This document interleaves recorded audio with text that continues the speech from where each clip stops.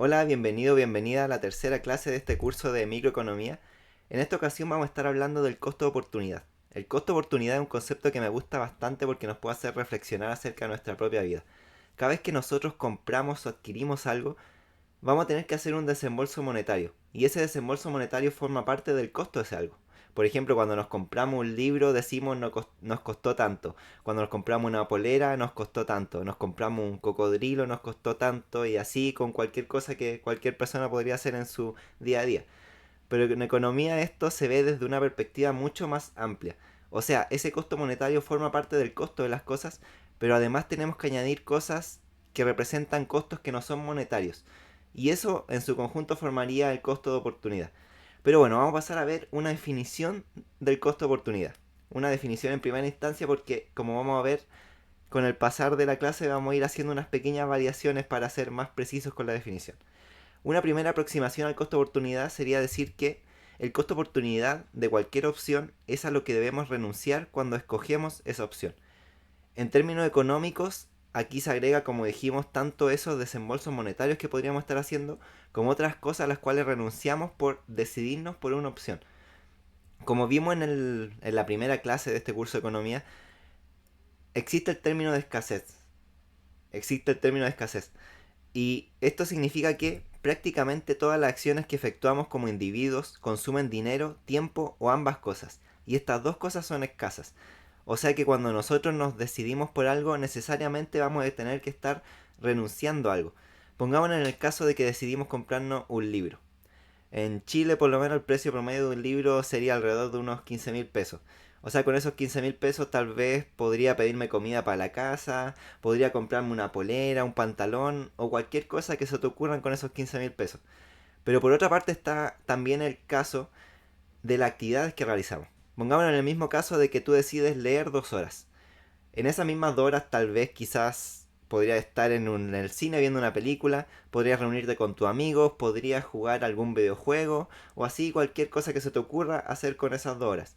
¿Significa esto que el costo de oportunidad de leer o de comprar un libro serían todas esas otras cosas que podrías comprar o todas las otras cosas que podrías hacer en 2 horas?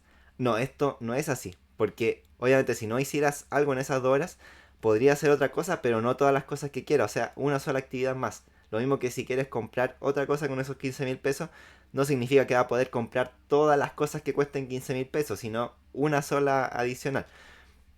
Entonces, aquí podemos decir y hacer una precisión con la definición para llegar a la conclusión de que el costo de oportunidad de una opción es la mejor de las alternativas que existen para esa opción.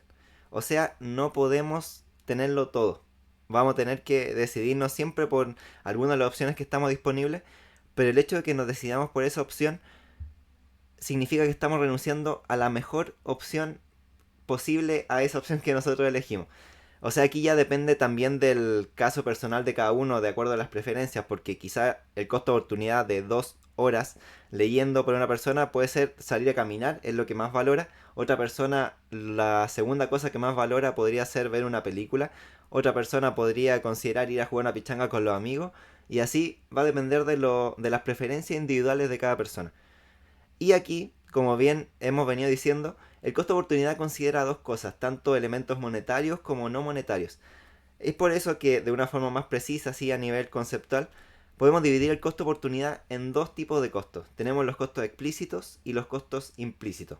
Vamos a pasar a ver una definición simple, así como a modo de entenderlo, aquí en la siguiente diapositiva, que dice que los costos explícitos son los sacrificios que implican dinero. O sea, cuando nosotros decidimos comprar algo, estamos sacrificando dinero que podríamos usar en otra cosa.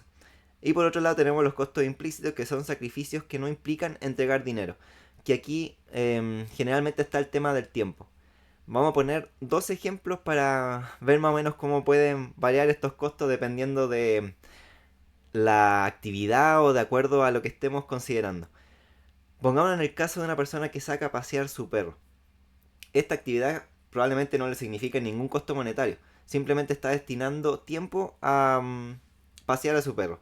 O sea, aquí no habrían costos explícitos, sino que sería todo en términos de costos implícitos. De qué podría hacer en esas 2 horas que no sea pasear al perro.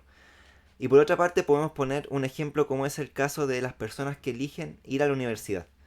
Aquí tenemos muchos costos explícitos que son sacrificio de dinero, como pueden ser el mismo tema del arancel, si la persona tiene que pagar arriendos porque está estudiando en una ciudad que no es la suya de origen, los mismos costos de transporte, las comidas adicionales que tiene que consumir a raíz del hecho de que no está en su casa, sino que está en otra parte estudiando. Y así hay muchos costos explícitos en cuanto a el estudiar a la universidad. Pero también hay costos implícitos, que esto de repente nos olvidamos de tomarlo en cuenta. Porque ¿qué podría hacer una persona que va a la universidad en ese tiempo que está en la universidad, aparte de estudiar? O sea, si no estuviera estudiando, ¿qué podría estar haciendo en ese tiempo? Generalmente sería buscarse un empleo de tiempo completo. O sea que esta persona que está estudiando está dejando de recibir el salario que recibiría por esas horas que trabaje.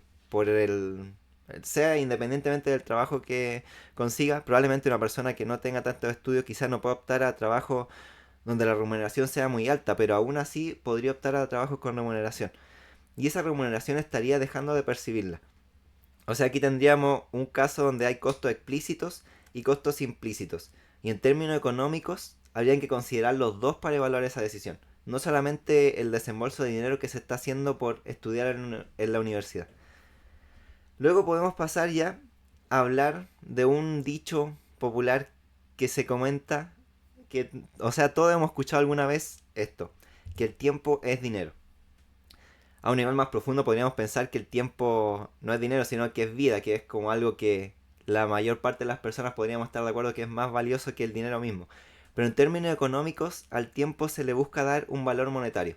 O sea, cuando nosotros decidimos hacer algo, se piensa que la segunda mejor opción sería estar trabajando en ese tiempo. Esto quiere decir que el decidirnos hacer algo que no nos remunera en términos monetarios es renunciar a una cierta cantidad de dinero. ¿Y cómo miden los economistas esta cantidad de dinero? Bueno, hay que pensar que si estuvieras trabajando, probablemente te pagarían un salario a nivel mensual. Y ese salario mensual podríamos dividirlo por la cantidad total de horas que trabajas en el mes. Entonces podríamos tener el valor monetario de una de tus horas. Y si consideramos que una actividad te toma X cantidad de horas, multiplicaríamos ese X cantidad de horas por el valor que nos dio por hora de trabajo que tendrías si es que estuvieras trabajando en ese tiempo. Entonces así podemos evaluar las cosas que hacemos, las actividades que hacemos en términos monetarios. Y esto es considerado en economía. Porque, por ejemplo, pongámonos en el caso de una persona que tiene un negocio personal, que ya ve que vendió 1 millón de pesos, los costos de su producción, de lo que vendió, tiene 500.000 pesos, y entonces su utilidad sería 500.000 pesos totales. Y un economista diría que hay cierto error en ese modo de pensar, porque la persona que atiende su propio negocio quizás podría estar trabajando en otra parte donde le remuneren cierta cantidad de dinero, que podrían ser incluso más que esos 500.000 pesos que se está quedando con su negocio. Entonces, si bien a nivel contable o términos simplemente monetarios podría estar teniendo utilidad, en términos económicos esa utilidad podría verse reducida, probablemente sea reducida, pero incluso podría ser negativa. O sea que en términos económicos estaría perdiendo dinero en esa situación. Y así vamos a llegar a una conclusión, a la última definición que vamos a hacer de costo-oportunidad, por así decirlo. Y también es la última idea que me gustaría que es la última idea con la que me gustaría que te quedes de esta clase, que es el hecho de que el costo explícito, o sea, el dinero directo de una opción, podría ser solo una parte, y a veces una parte pequeña, del costo-oportunidad de la opción. Y el considerar esto nos puede ayudar a entender situaciones que de otra forma podrían resultarnos inexplicables.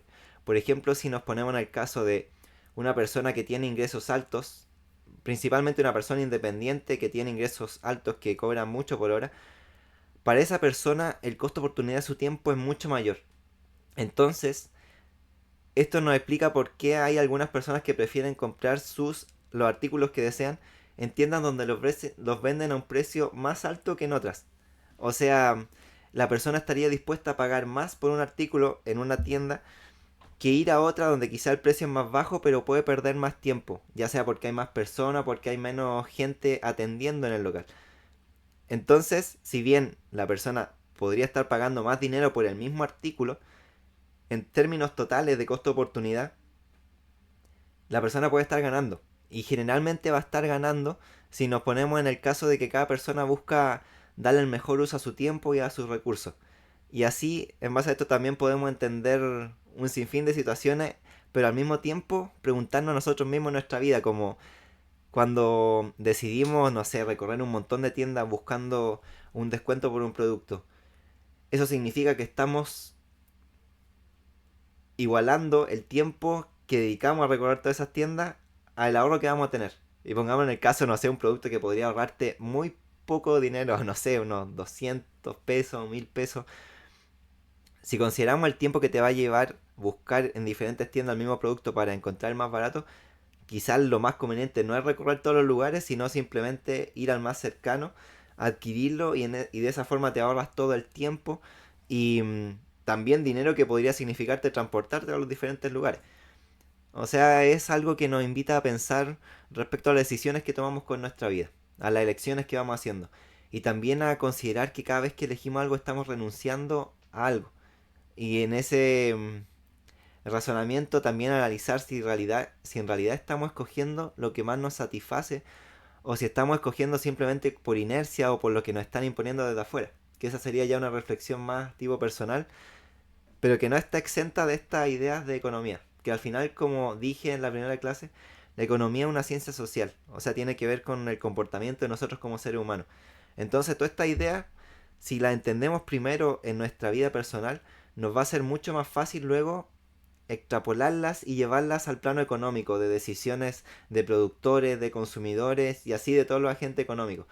Si nosotros somos capaces de entender estos conceptos en nuestra vida, de verdad que va a ser mucho más fácil luego entender la lógica que opera detrás de las decisiones a nivel económico. Y hasta aquí lo dejamos por esta clase. Muchas gracias por llegar hasta este punto. Suscríbete si quieres seguir viendo las clases. Recuerda que en el perfil del canal hice una lista de reproducción con las clases anteriores y obviamente voy a agregar este y las próximas que vaya haciendo. Y nos vemos en una próxima si la vida lo permite.